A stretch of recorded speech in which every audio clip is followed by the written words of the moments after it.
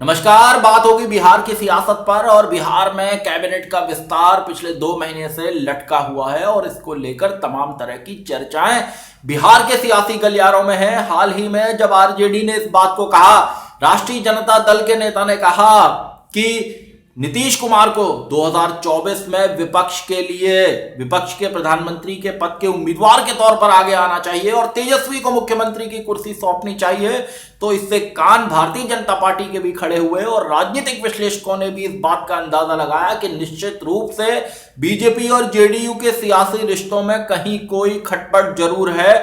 और इस खटपट के कारण यह सवाल बार बार उठ रहा है कि यह सरकार कितने दिन चल पाएगी, क्योंकि लग रहा है कि नीतीश कुमार किसी सियासी प्रेशर में है और इस बार नीतीश कुमार ने खुलकर एक संकेत दिया है और उस संकेत से साफ लगता है कि खुलकर राजनीति करने वाले नीतीश कुमार इस बार बीजेपी के सियासी दबाव में है। इस पर मैं बात करूंगा। आप देख रहे हैं सत्यहिंदी.com। अपील मेरी आपसे यही है कि कॉर्पोरेट मीडिया के मुकाबले आजाद पत्रकारिता का समर्थन करें, सत्य हिंदी की सदस्यता योजना में शामिल हो। आर्थिक भुगतान का लिंक हमने डिस्क्रिप्शन में दिया। सत्य हिंदी का ऐप भी आ गया है, लिंक डिस्क्रिप्शन में है, डाउनलोड कर लीजिए। बात कर रहा हूं बिहार की सियासत पर। जब से सरकार बनी है तब से बिहार के अंदर जब 10 नवंबर को चुनाव के नतीजे आए थे और जो चुनाव के नतीजे रहे थे जिसमें बीजेपी जेडीयू से बहुत आगे निकल गई थी, उसके बाद से सियासी प्रेशर नीतीश पर था। सबसे पहले उन पर सियासी प्रेशर बनाया गया, उनके साथी सुशील मोदी की कुर्सी ले ली गई और उनकी जगह संघ से आने वाले, आरएसएस से आने वाले 2 लोगों को उप मुख्यमंत्री बनाया गया। माना गया कि यह नीतीश कुमार के हाथ बांधने की कोशिश है, क्योंकि नीतीश सेक्युलर राजनीति करते हैं और ऐसे में संघ की पृष्ठभूमि से आने वाले नेताओं के साथ उनका काम करना मुश्किल होगा। सुशील मोदी के साथ नीतीश की नजदीकी जग जाहिर थी और सुशील मोदी कई मौकों पर जब नीतीश पर हमले हुए बीजेपी नेताओं के द्वारा तब साथ खड़े रहे थे।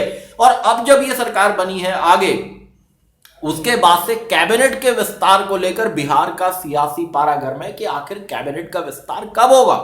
और कैबिनेट के विस्तार को लेकर जो अब नीतीश कुमार का बयान आया है कि उसमें उन्होंने कहा है कि बीजेपी की ओर से लिस्ट नहीं मिल पा रही है, मंत्रियों की जो लिस्ट है वो नहीं मिल पा रही है और इस वजह से कैबिनेट के विस्तार में देरी हो रही है और ये पहली बार है। और उन्होंने ही कहा है कि पहली बार जो है कैबिनेट के विस्तार में इतनी देरी हो रही है, लिस्ट ना मिलना इसका कारण है। अब 2005 से बीजेपी और जेडीयू सरकार चला रहे हैं। बीच में वो दौर छोड़ दीजिए जब नीतीश कुमार ने छोड़ दिया था एनडीए का साथ और महागठबंधन के साथ मिलकर सरकार चलाई थी, लेकिन उसके बाद वो फिर से वापस आए थे। लेकिन इतना मैं आपको बता दूं कि बिहार की सियासत में हर दिन कुछ ना कुछ डेवलपमेंट हो रहे हैं और ये जो डेवलपमेंट है इसमें कई नेताओं के इस तरह के बयान हैं कि बिहार में मध्यावधि चुनाव के लिए तैयार रहना चाहिए। और ऐसा ही बयान तेजस्वी यादव की ओर से भी आया है कि बिहार में उनकी पार्टी के कार्यकर्ताओं को मध्यावधि चुनाव की तैयारियों में जुटना चाहिए, नीतीश सरकार के खिलाफ आवाज उठानी चाहिए और राज्य में कभी भी मध्यावधि चुनाव हो सकते हैं। तो ये जिस तरीके से सियासत बढ़ रही है आगे, और हाल में जो अरुणाचल का घटनाक्रम हुआ जिसमें जेडीयू के 6 विधायक भारतीय जनता पार्टी में शामिल हो गए, उसको लेकर भी नाराजगी जेडीयू की ओर से लगातार जताई गई थी और जेडीयू के वरिष्ठ नेताओं ने कहा था कि यह गठबंधन धर्म के खिलाफ है। और ऐसे में गठबंधन में जो खिचपिच जो है वो बढ़ती दिखाई दी थी। तो कैबिनेट का विस्तार का एक मसला है, इसके अलावा विभागों का बंटवारा, सरकार में विभागों का बंटवारा क्या हो, क्योंकि कहा जा रहा है कि गृह विभाग को जो अभी तक नीतीश कुमार के पास रहा है उसको बीजेपी अपने पास लाना चाहती है, अपने पास रखना चाहती है। विधायक बीजेपी के ज्यादा हैं और चर्चाएं तो तमाम तरह की इस तरह की भी है कि कांग्रेस और जेडीयू के कई विधायक टूटने वाले हैं, आरजेडी के भी कुछ विधायकों में सेंध लगाने की कोशिश है और ये सारे विधायक टूटकर बीजेपी के साथ जाने वाले हैं। तो बिहार का सियासी माहौल इस तरह की चर्चाओं के कारण बहुत गर्म है। और मैं नीतीश कुमार के जिस बयान की बात कर रहा हूं जिसमें वो कह रहे हैं कि बीजेपी की से लिस्ट नहीं मिलने के कारण ये कैबिनेट का विस्तार रुक रहा है। तो ऐसे में ये बयान जो है बेहद गंभीर है। इससे कुछ दिन पहले भी इसी तरह का बयान उनका आया था और बिहार के सियासी गलियारों में विधानसभा चुनाव के दौरान से ही इस बात की चर्चा भी है और ये दिखा भी है जब नीतीश कुमार के सियासी कद को कम करने की कोशिश की गई है। एक बार पोस्टर्स से, चुनावी पोस्टर्स से उनका चेहरा गायब था, तब इसको लेकर बहुत शोर मचा था और उसके बाद बीजेपी ने उनके चेहरे की वापसी की थी पोस्टर्स में।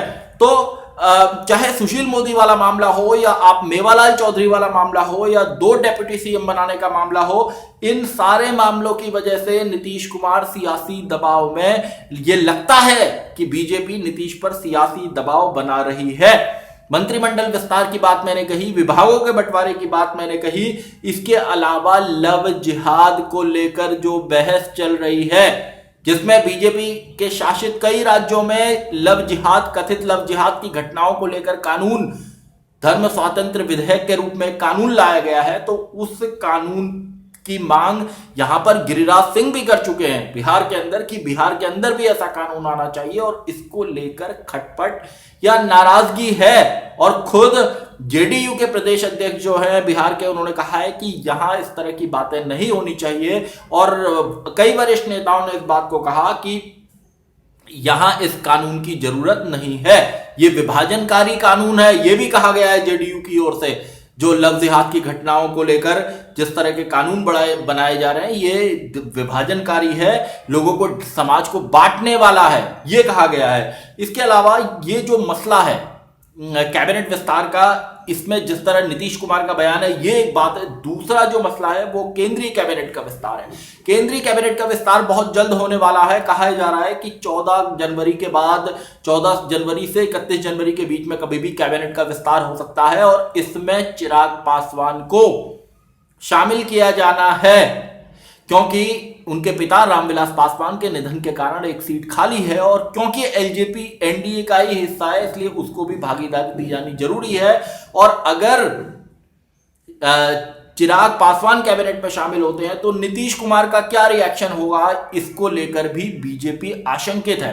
क्योंकि रिश्ते, जैसा मैंने कहा कि ये जो सारे घटनाक्रम है, उसके बाद अरुणाचल का घटनाक्रम है, इसको लेकर रिश्ते पहले से खराब है। ऐसे में अगर चिराग पासवान केंद्रीय मंत्री बनाए जाते हैं तो ये निश्चित रूप से नीतीश कुमार के लिए एक चैलेंज होगा, क्योंकि जितनी तेजी से चिराग पासवान आगे बढ़ेंगे वो एक नुकसान होगा, वो एक मुश्किल होगी नीतीश कुमार के लिए। नीतीश जानते हैं कि उनके लिए बिहार के अंदर वो अकेले ऐसे बड़े नेता हैं जो जिन्हें पार्टी भी संभालनी है, सरकार भी संभालनी है, और ऐसे में अगर चिराग पासवान केंद्रीय मंत्री बनकर उनके सामने आएंगे तो निश्चित रूप से कहीं ना कहीं मुश्किल पैदा होगी। क्योंकि जेडीयू खुलकर कह चुकी है कि उसको इस बार जो सियासी नुकसान हुआ है उसमें 20 से 25 सीटों पर चिराग पासवान ने जिस तरह का चुनाव प्रचार किया, इस वजह से उसको सियासी नुकसान हुआ है। और बिहार में आने वाले दिनों में क्या मध्यावधि चुनाव होंगे ये तो भविष्य ही बताएगा, आने वाला वक्त ही बताएगा। लेकिन इतना तय है कि बीजेपी और जेडीयू के रिश्ते बहुत बेहतर नहीं है और अगर चिराग पासवान को केंद्रीय मंत्री बनाती है बीजेपी तो उसके बाद नीतीश कुमार का क्या सियासी रिएक्शन होगा, जेडीयू किस तरीके से अपनी रणनीति तय करेगी, ये एक देखने वाली बात होगी। जब कैबिनेट का मोदी सरकार के दूसरे कार्यकाल में कैबिनेट का पहला विस्तार हुआ था तो तब जेडीयू ने उसमें शामिल होने से मना कर दिया था, लेकिन इस बार माना जा रहा है क्योंकि शिरोमणि अकाली दल निकल चुका है एनडीए से बाहर, तो बीजेपी को एनडीए सरकार चलाने के लिए उसे सहयोगी दलों की भागीदारी बढ़ानी है, तो इस बार शायद जेडीयू इसमें शामिल हो सकती है।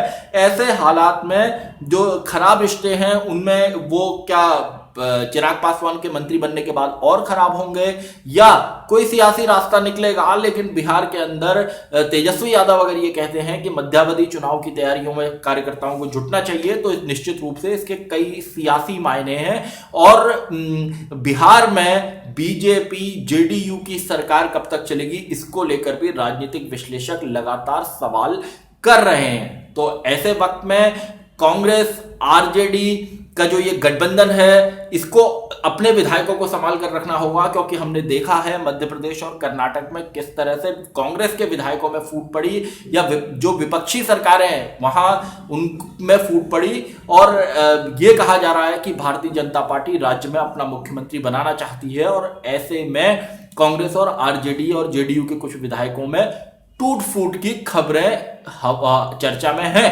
तो देखना होगा कि आने वाले दिनों में नीतीश कुमार कब तक बीजेपी के सियासी दबाव की जो बात है उसमें अपनी सरकार को चला पाते हैं, महागठबंधन लड़ाई लड़ पाता है, अपने विधायकों को एकजुट रख पाता है।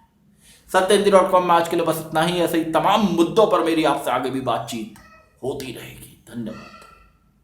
सत्य हिंदी का ऐप डाउनलोड करें गूगल प्ले स्टोर पर।